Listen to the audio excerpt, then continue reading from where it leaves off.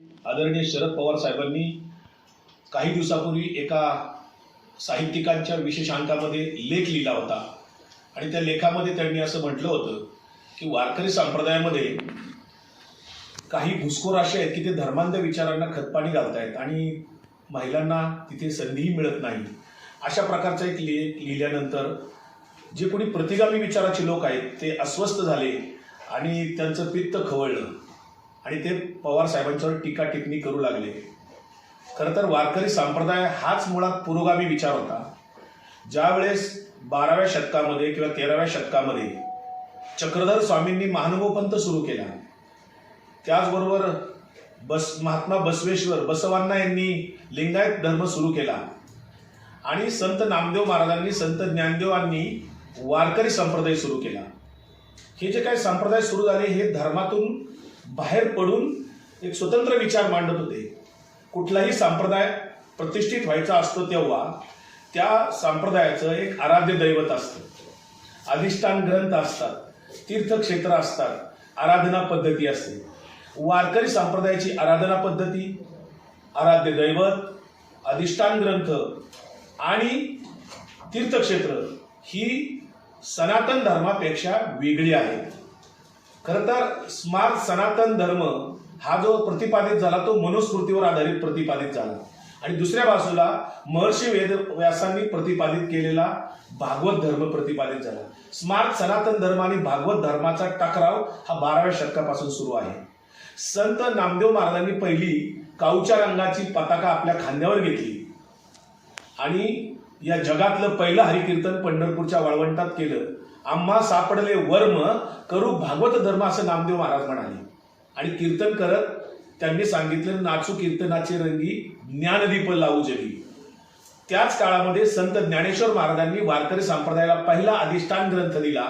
अक्षय भोसलेंचं नाव घेतलं जे की भाजप आणि शिवसेनेचे आध्यात्मिक आघाडीचे प्रमुख आहेत. ही सगळी आध्यात्मिक आघाडी त्यांच्या पक्षाची आहे, तर तुमच्या पक्षाची देखील आध्यात्मिक आघाडी तुम्ही उघडलेली आहे, त्याचे देखील प्रदेशाध्यक्ष आहेत. एकीकडे तुम्ही दुसऱ्यांच्या आध्यात्मिक आघाडीवरती टीका करताय आणि तुम्ही स्वतः तुमच्या पक्षाने आध्यात्मिक आघाडी उघडलेली आहे. अगदी चांगला प्रश्न तुम्ही विचारला. जे भारतीय जनता पार्टीने आध्यात्मिक आघाडी केलेली आहे, एकनाथ शिंदेने शिंदे सेनेची आध्यात्मिक सेना केलेली आहे. आमच्या पक्षाची जी आहे ती वारकरी आघाडी आहे, आध्यात्मिक आघाडी नाही, नुसती वारकरी आघाडी आहे. आणि आमच्या वारकरी आघाडीतले कोणीही कार्यकर्ते जे महाराज मान्यवर आहेत हे सर्वजण कीर्तन प्रवचन करतात. ते कुठेही वारकरी संतांची परंपरा सोडून कुठेही मनुवादी विचार किंवा वैदिक परंपरेतले विचार किंवा भेदभावाची नीती किंवा कुठं कर्मकांडाची नीती मांडत नाही. असा जर आमच्या वारकरी आघाडीतला कोणी कीर्तन प्रवचनकार तुम्हाला आढळला तर जरूर आम्हाला सांगा, आम्ही त्याचा निषेध करू. परंतु आमच्या वारकरी आघाडीमध्ये संतांचा वारकरी विचार जसाचा तसा लोकांच्यापर्यंत पोहोचवण्याचं काम आमचे वारकरी आघाडीतले लोक करतायत. बंडातात्या कराडकरांचं तुम्ही नाव घेतलं, महाराष्ट्रात एक महत्त्वाचं नाव आहे. तुम्ही त्यांना थेट घुसखोर वारकरी संप्रदायातले म्हणताय. कशाच्या आधारावर बंडातात्या कराडकरांवर एवढे गंभीर आरोप तुम्ही करताय? बंडातात्या कराडकर हे हिंसक विचाराचे आहेत. तुम्हाला आठवत असेल पुणे जिल्ह्यातल्या एका डाऊ कंपनीचं एकदा आंदोलन झालं होतं. तिथे सुद्धा बंडातात्या कराडकरांनी हिंसक आणि जाळपोळ गोष्टी केल्या होत्या. अनेकदा त्यांनी तशा गोष्टी केलेल्या आहेत. वारकरी संप्रदाय हा हिंसेचं समर्थन करत नाही. पंढरपूरचा पांडुरंग हा निशस्त्र आहे. इथे मानवतावादी विचार सांगितले जातात. जे खळांची व्यंकटी सांडो तया सत्करी मिरती वाढो हे जेव्हा माऊली म्हणतात तेव्हा माऊली असं म्हणत नाहीत समोरच्याचं वाटोळं हो किंवा त्याचा खून हो, मर्डर हो असं कधी म्हणत नाहीत. बंडातात्या कराडकरांनी कधीही संभाजी भिडेचा, जो संभाजी भिडे म्हणतो की ज्ञानोबा तुकोबापेक्षा मनुश्रेष्ठ होता, ते बंडातात्या कराडकरांनी कधीही त्या संभाजी भिडेंचा निषेध केला नाही.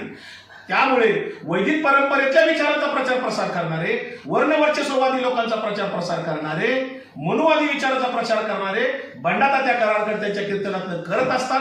म्हणून त्यांना आम्ही घुसखोर म्हणतो.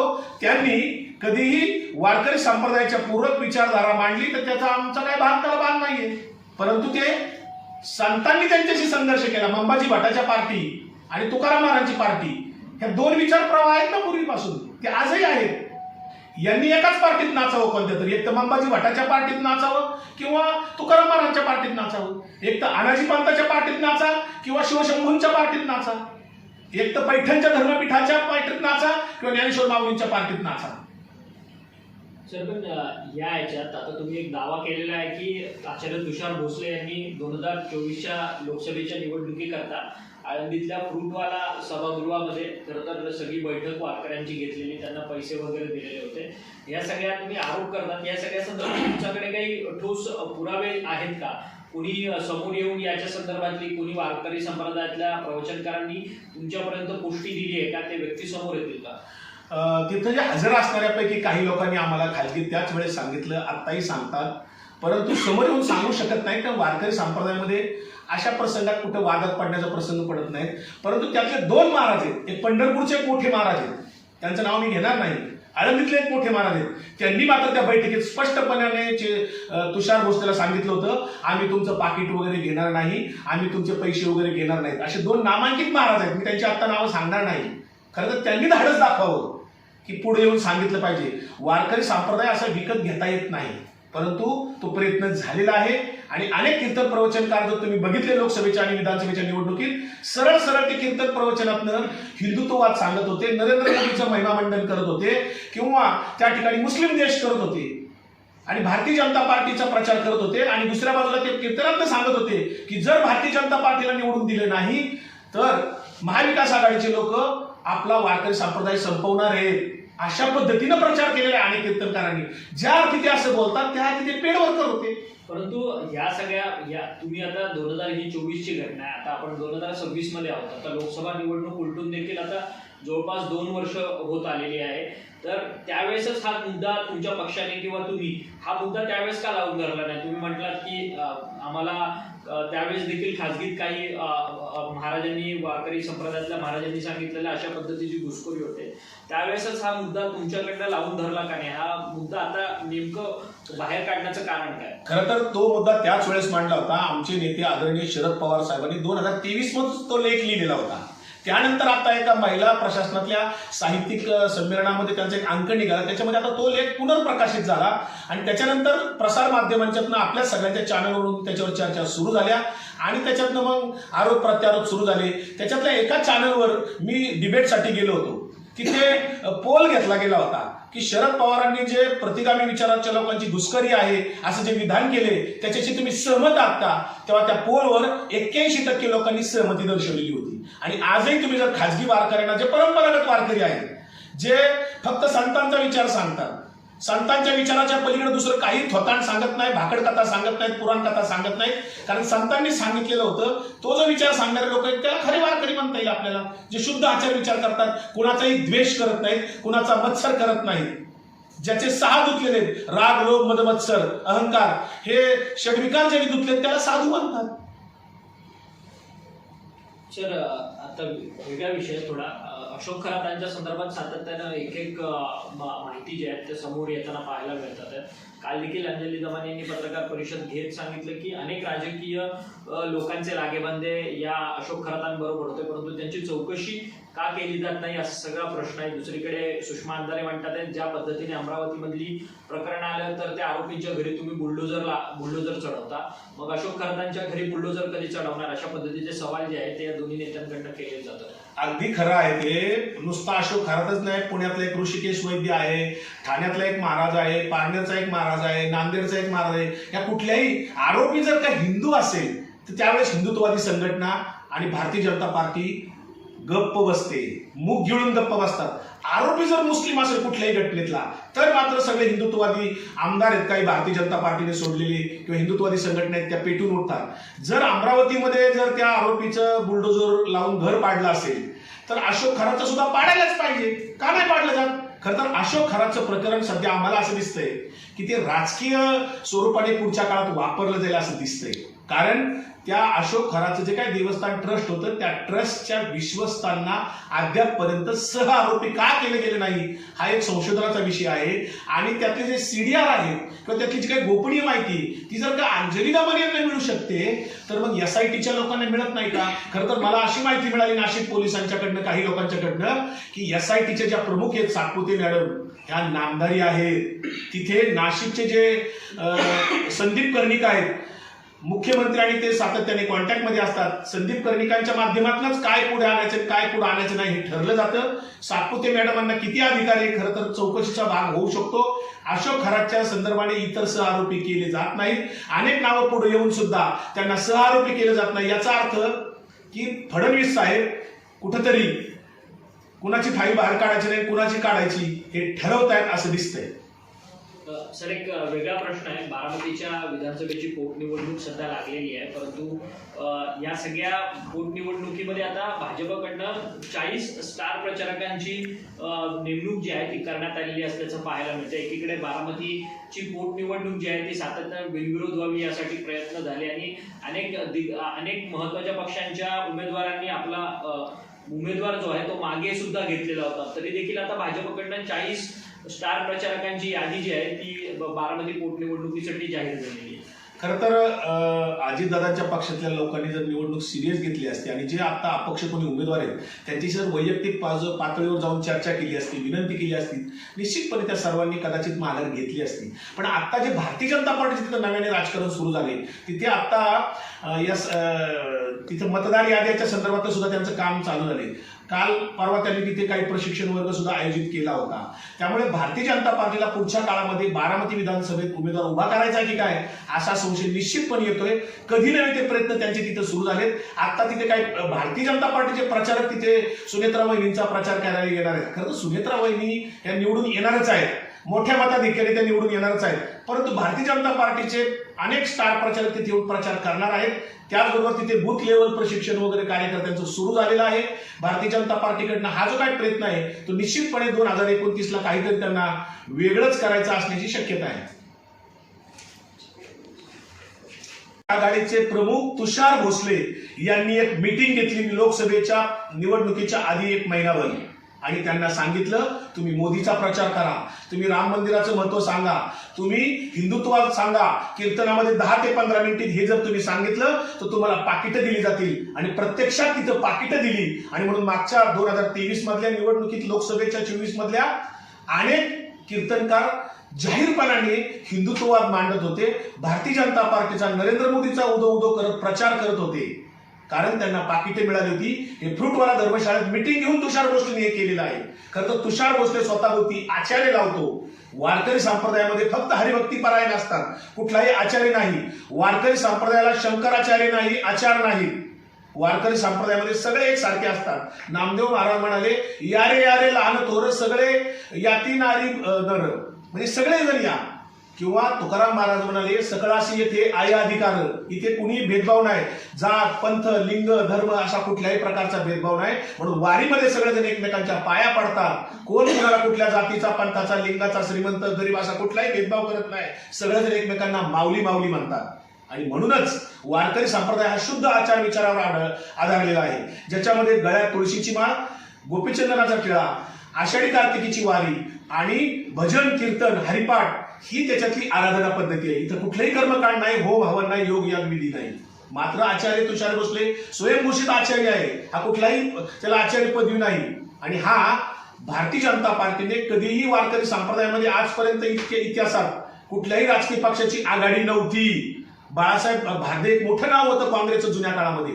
जे वारकरी संप्रदायाचे मोठे कीर्तनकार होते, प्रबोधनकार होते, जे पंढरपूर देवस्थानचे अध्यक्ष होते, त्या बाळासाहेब भारदेंनी सुद्धा एवढं मोठं वर्चस्व काँग्रेसचं असताना कधीही वारकरी संप्रदायामध्ये राजकीय आघाडी काढली नाही. पण मागच्या 8-10 वर्षात भारतीय जनता पार्टीने जाणीवपूर्वक वारकरी संप्रदायाचा विचार पुसण्यासाठी त्या विचाराची अडचण होती म्हणून वारकरी आघाडी नाही काढली. आजही बघा तुषार भोसलेची आघाडी कोणती आहे?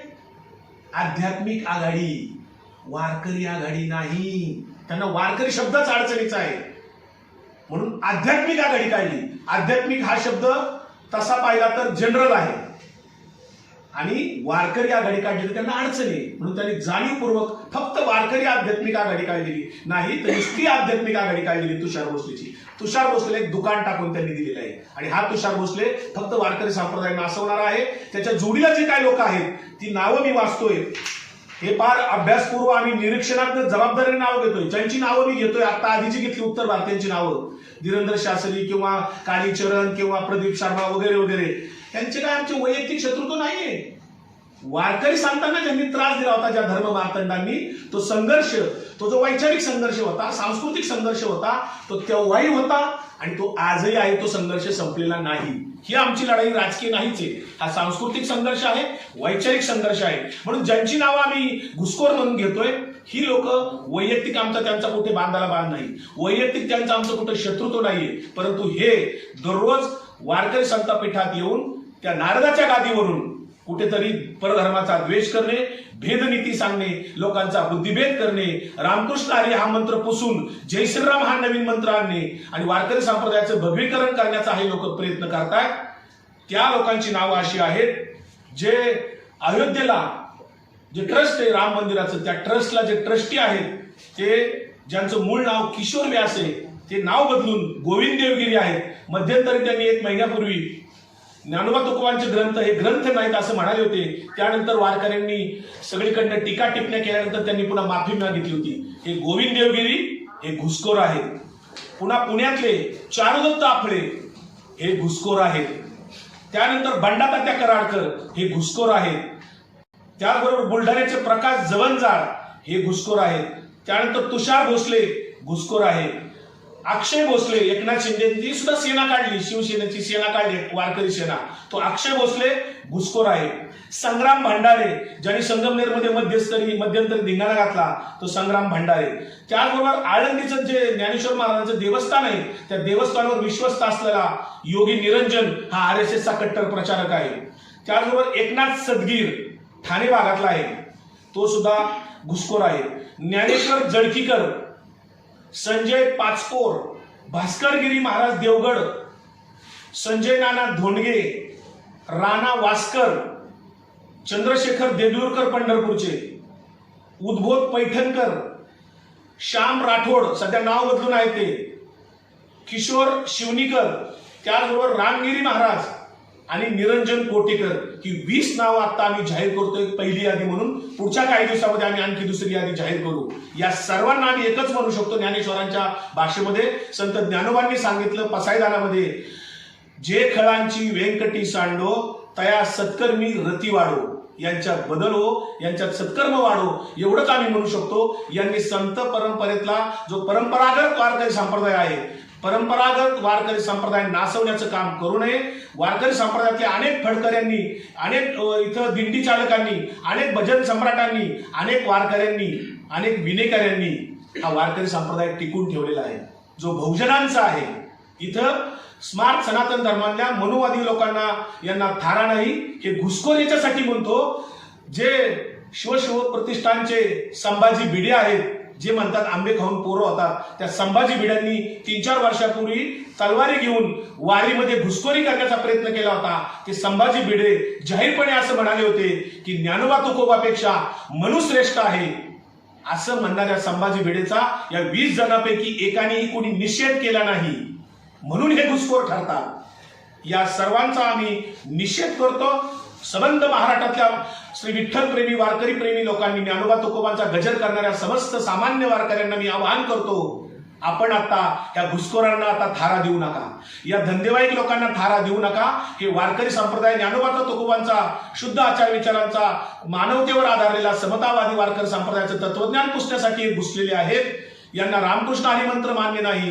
हे फक्त जय श्रीराम म्हणत राजकीय मंत्र घेऊन आपल्याकडे येतील, भगव्या टोप्या घालायला लावतील. अशा या घुसखोरांना आपण थारा देऊ नये. यांची कुठेही प्रवचन कीर्तन आपण आयोजित करू नयेत.